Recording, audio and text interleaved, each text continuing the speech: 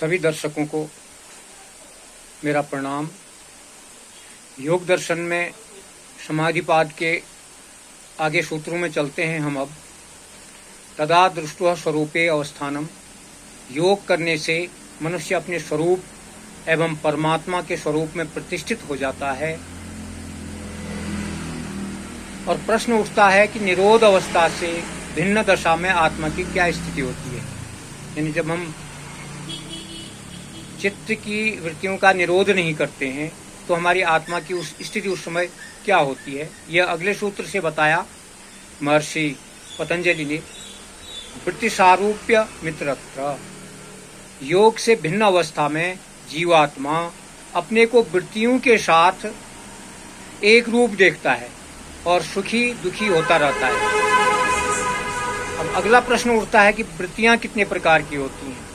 वृत्तयः पंचदेयः क्लिष्टा अक्लिष्टा। वृत्तियां क्लिष्ट और अक्लिष्ट दो प्रकार की होती हैं, और क्लिष्ट और अक्लिष्ट के जो भेद होते हैं वो 5 होते हैं।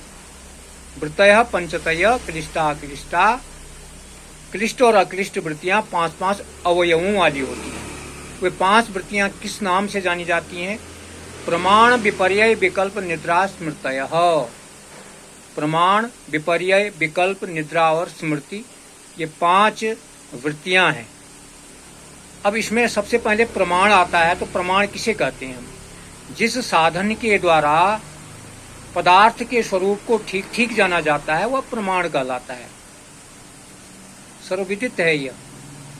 जिस साधन के द्वारा पदार्थ के स्वरूप को ठीक ठीक जाना जाता है वह प्रमाण कहलाता है। अब आता है कि प्रमाण कितने प्रकार के होते हैं। प्रमाण 3 प्रकार के होते हैं। प्रत्यक्ष, अनुमान और आगम। प्रत्यक्ष, अनुमान और आगम, ये 3 तरह के होते हैं। प्रत्यक्षानुमानागमाः प्रमाणानि। अब प्रत्यक्ष किसे कहते हैं? पहला प्रत्यक्ष, इंद्रिय प्रणाली के द्वारा चित्त का बाह्य वस्तु से संपर्क होने के कारण जो ज्ञान होता है उसे प्रत्यक्ष प्रमाण कहते हैं।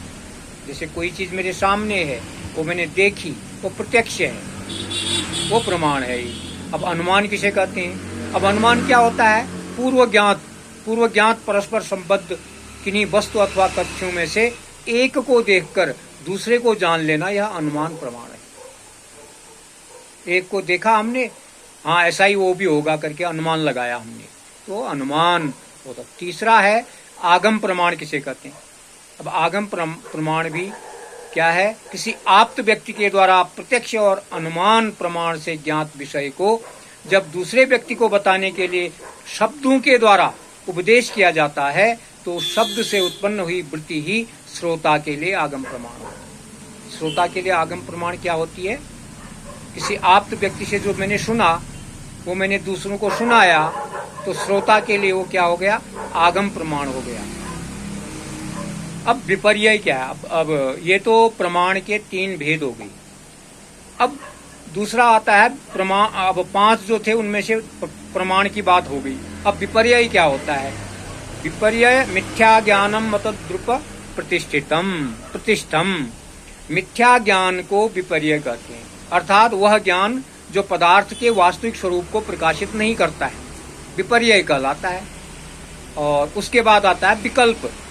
अब विकल्प वृत्ति, जैसे नाम से ही सुनते हैं आप कि विकल्प क्या है। विकल्प